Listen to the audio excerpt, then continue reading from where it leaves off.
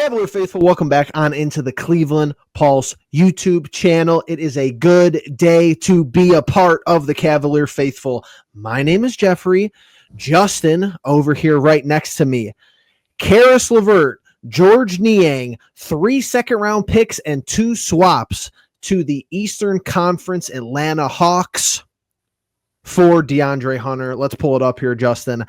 I want to get your initial reaction off the rip, and I want to hear you out first because I fear I'm going to talk in a crazy manner for multiple minutes. So I want to hear what you have to see here first. Welcome back on in. Let's hear what you got. I was not expecting like a fleecing when the talk started of this, because I really thought we were going to have to give up Caris and another good player. We gave up George Niang, who we gave a lot of money to. And I'm not the biggest Caris LeVert fan. I have never been a Caris LeVert fan. And granted, I will give him his flowers on the way out, because in his time here, he did drop a couple 40-point games that helped us get some wins and whatnot. Playoffs was also pretty decent and whatnot, but I just don't think his overall fit ever really worked outside of the year that Colin Sexton and Ricky Rubio both got hurt, and we were going to be if we ever made the playoffs, first round exit. And certainly, as you guys saw, the exits against the 2 play-in games that we had with Atlanta and the Nets. So I just never felt like after that season it really mattered it really felt like Caris fit in this roster. And now, especially with Okoro, Jerome, Strus, Wade off the bench. Yeah, Tyson, there's just so many guys. And I love that it's a 2-for-1 deal, I think Caris is obviously the bright spot of this, where, for Atlanta, they're actually getting something there. And, man, Niang, I can't tell you guys, outside of the fact that, Caris and him accumulate 40-plus minutes of time that now needs to get distributed against Hunter and the rest of the team, because Hunter only played 28.8 minutes with Atlanta in his season, or in his time there this season. So it'll be interesting to see what happens with those minutes, but can't believe a guy like Niang was averaging 20 minutes a game, and that's just one of those things where I think Sure. All in all, you get rid of a really bad contract, and I think you get rid of a player who you kind of just upgrade upon what he is at almost every facility, except for the fact that he's probably not as good of a 3-point shooter. But outside of that, I mean, huge move, huge. So A+.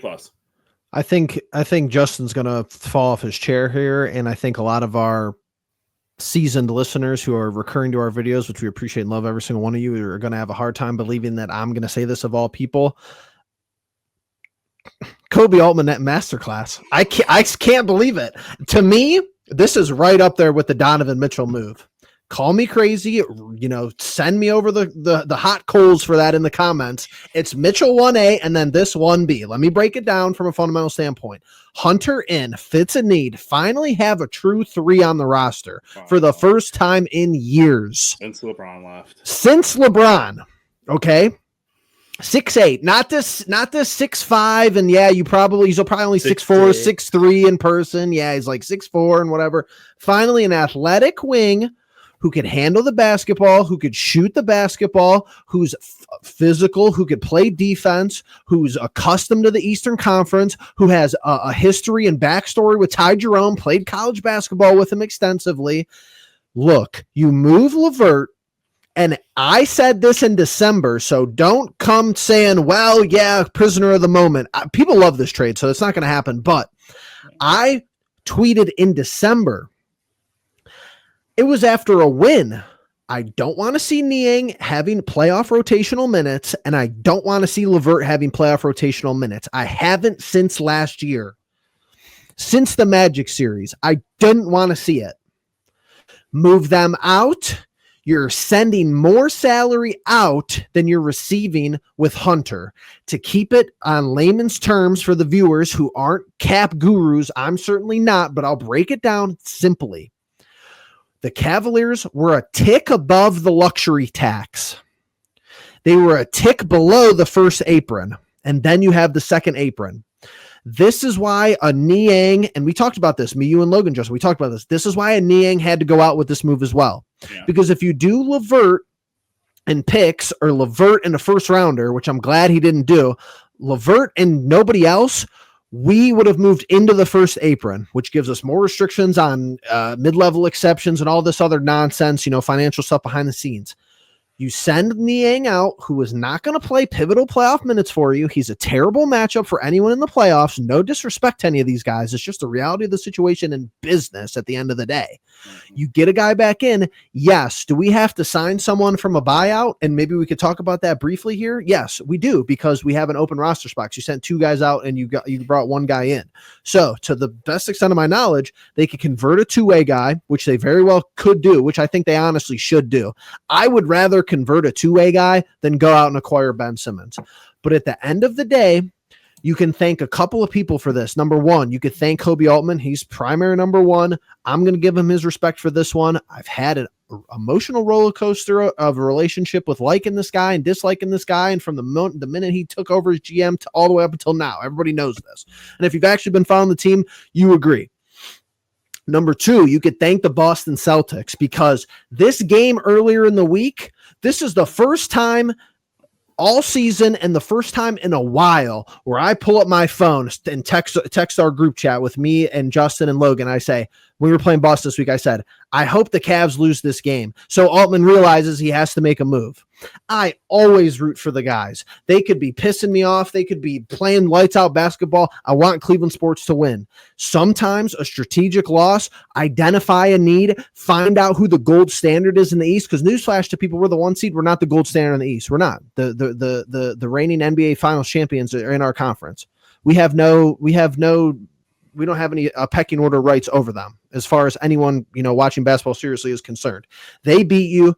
Altman says, hey, we're the best team in the East, and we've been good at prior deadlines, and we haven't made a move. He is, and I get it. It's the last kind of, not the last straw, but it's taken a while for him with this, but he's finally getting that he needs to take action. He took action with JB, got rid of him after extending him, brought in Atkinson, home run. He hasn't done anything these past couple of trade deadlines, and people have been rightfully on him for that. Finally goes out and makes a move, and it couldn't have made any more sense. Yeah, honestly.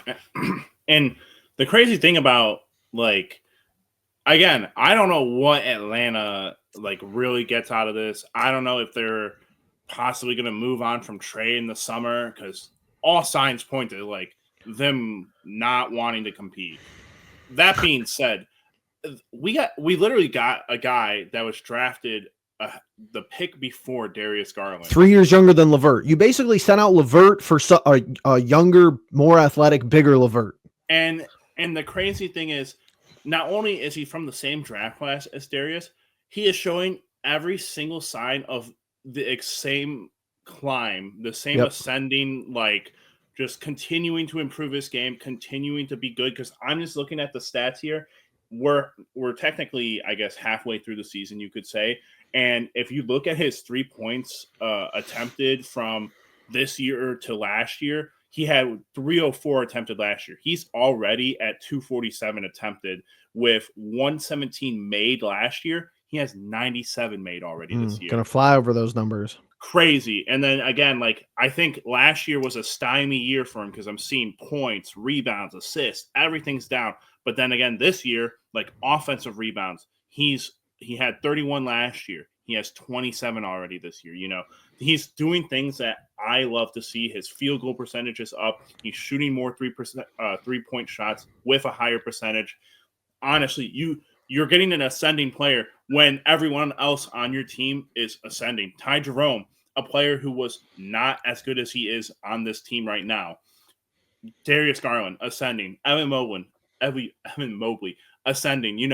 A lot of these guys are having really good momentum, and I think just adding another one of these guys is going to be really interesting. And I also just think that his fit overall is just obscenely good, and I think people around the league also acknowledge that. So, and honestly, I haven't seen too many people who are upset with this trade. Maybe couple people who actually reference defense that he's not like as good of a defender as advertised. Okay, that remains to be seen. And it's also the players you have around you, Also, yes, and Atlanta has never been a defensive minded team literally since Trae Young has been there. So I'm not putting a whole lot of stock into that. Yeah. LeVert, the thing I've seen about him, honestly, that is probably like the one thing that's closest to Karras. It's just that like he can be a tidge inconsistent. Like sure. he dropped 30 points a couple nights ago, and then he dropped like 4. And I mean that's basically LeVert anyway. But what does it matter on a team like this? Like right. As long as you are filling the role that is needed, which again, I have always pounded the table on like role filling and rotation filling. And you look at 1-for-1 role switching and rotation switching right now. The Cavs have some disgusting rotations to work with. So I'm really looking forward to it. You're not sitting there relying on, oh my God. And here's the thing. Here's another thing too, outside of the Boston loss that I think Altman has finally came and realized is that Wade, Mobley, and Allen are not all three of them are not going to be healthy at some point in the playoffs. It's just not possible. It's just from the track record and the resumes we have from the guys, no disrespect to them, it's not possible. They're kind of injury prone guys. Like Mobley and Wade are kind of injury prone guys. Jared Allen, obviously the soft allegations, but at the end of the day, now Hunter slides into your 3 and you move pieces that we talk about timelines a lot, like you've said, and you've set up, you've gave me an alley-oop to dunk the basketball off of your, piggyback off of your talking points. But LeVert's timeline never fit with the core of this team. Yeah. We made that move because of injuries. Niang, the signing of Niang never made sense really in any aspect. I feel like it did. I feel like it severely changed from what it was to like what he. Or like I don't know. It like when we had JB here, had no faith that the offense was going to unlock with him. When Kenny was going with it, he had more good games than he had bad games.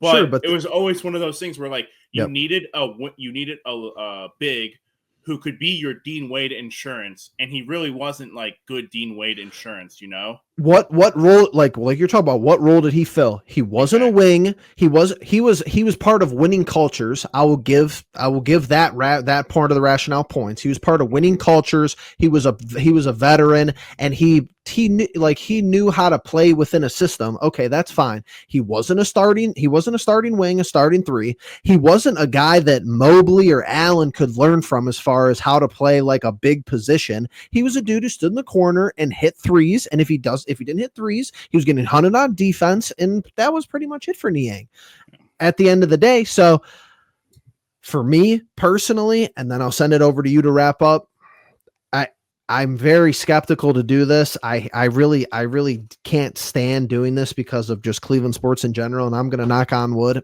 I give it an A+. I think it's an A+ move. I think it is too. I mean, I think when you started this off about 1A and 1B, like you talk about the Donovan Mitchell move. Yeah. Lauri Markkanen ended up being like an all-star the very next year. And that's kind of one of those things where you're like, whoa, you had an all-star on the team before and you didn't unlock him. Maybe that's a JB thing. Yep. Who maybe if Kenny Atkinson's here 2 years earlier, who knows? That being said, literally you lose picks in the Mitchell trade. That's your biggest probably loss. Mm-hmm. You lose Colin Sexton, which again, I think Darius Garland at that time was overtaking the expectations of what people thought Sexton was. And he was kind of phase out, and his play style again did not really match with what the group needed at the time. But this move, there's no negatives. There's zero negatives. The second round picks, I don't care. I don't want to hear about another Luke Travers. I don't want to hear about another Khalif Diop. I don't want to hear about any of these dudes who are never going to sniff playoff time in reality. And so, for me, it's really just looking at you sent 2 guys out and you got 1 guy back in, and literally it was a youth movement, a talent movement, and again, unless this guy comes in and just Anthony Bennett's my expectations. Sure. Like I really can't see anything like you said. No negatives. It's for me. It was this, and at some point, I think I started to realize it because you chase the headline, and the sexy name is like going to be the sexy name. But to me, diagnosing this, Cam Johnson, you were going to be disturbing too much to move for that. Yeah.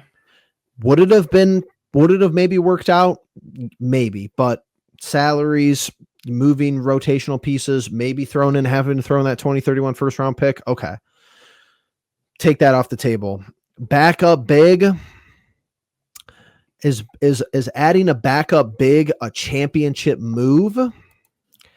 Debatable, and probably not as much of a I still would have loved for them to add a backup big. Don't get me wrong. Do I think that we maybe left a small question mark on the table? I actually do think so, but that's not what we're talking about. And DeAndre Hunter was that medium. It's a championship move to me. Like if you're coming back at the conclusion of the 2025 NBA playoffs, if the Cavs win it all, I don't see how DeAndre Hunter, we aren't looking back and saying that this trade really made a world of difference. Yeah. I just don't think it's possible. I don't think that you go and win it all and it's like, Hunter kind of like hung out and he was okay. No, I think he's going to be, if we win it all, he's going to be really good. Yeah. And even if his numbers aren't really good, you have a credible threat on the 3-point line who actually has the size to defend guys you need to defend in the Eastern Conference. Yep. And he does not have an injury history like Dean Wade. That's the reality of the situation. Yeah. I think for me, it's, again, we've talked about, Jeff, we've been doing this for a while, and the Cavs a little bit less so, but it's one of those things where you talk about constantly the expectation that a team comes in with a season. And, this season you come in with a new head coach and a pretty much similar roster with a new added drafted guy. Yep. And, I think the expectation, we had 3rd, 4th, and 2nd seeds, I believe. I don't think any of us went for 1st seed. I think Logan overachieved with the 2nd seed, if I'm not mistaken. Yep. We weren't unrealistic. And so, they end up with the 1 seed and still choose to make a move where in years past, you're sitting at the deadline and you're like, hey, we got to make a move. And they stand pat, and that's one of those things where for me, it's an incredible move for Kobe. But at the same time, you're talking about going into the playoffs, this whole idea of, hey, Hunter is a guy you can move into the 4 spot. Imagine a lineup of Ty Jerome, Darius Garland, Donovan Mitchell, Hunter, and Mobley. Yep. That sounds disgusting to me already thinking of these things. And so, again, you can't complain about the move. And moving forward, like you said, Jeff, if they won it all this year, it would not be surprising. I've told people that have texted me about this that this is a championship roster. Yep. Granted, will they need a minute to mesh? Sure, maybe. Still got to execute too. Still got to execute. And that's the other thing at the end of the year. Now you have legitimate failures. Now you have legitimate accomplishments. And so, again, I would be very happy with, making it to an Eastern Conference Finals and having a very competitive series with a team, whoever it may be. But my thing is, at this point, there are no more excuses. No more excuses. Yep. Health is one thing, and every team has to go through that. That's why you can't really use it as we're injured. Well, yes, there's been years where Giannis has been injured through the playoffs. There have been years where Jimmy Butler has been hurt. A plethora of players that I could go through, but it doesn't matter anymore. This team, besides having the backup 7-footer or the backup 6'11" guy, really, really, really, really no holes. It's really about putting a product on the floor here that matches the product on the paper. Couldn't have said it better myself. Well, if you would like to say something differently, comment down below. Like button before you get down there. Make sure you're subscribed, post notifications, send to your friends, family, loved ones. DeAndre Hunter, newest Cleveland Cavalier. With that being said, we appreciate you being the pulse of it all. Peace.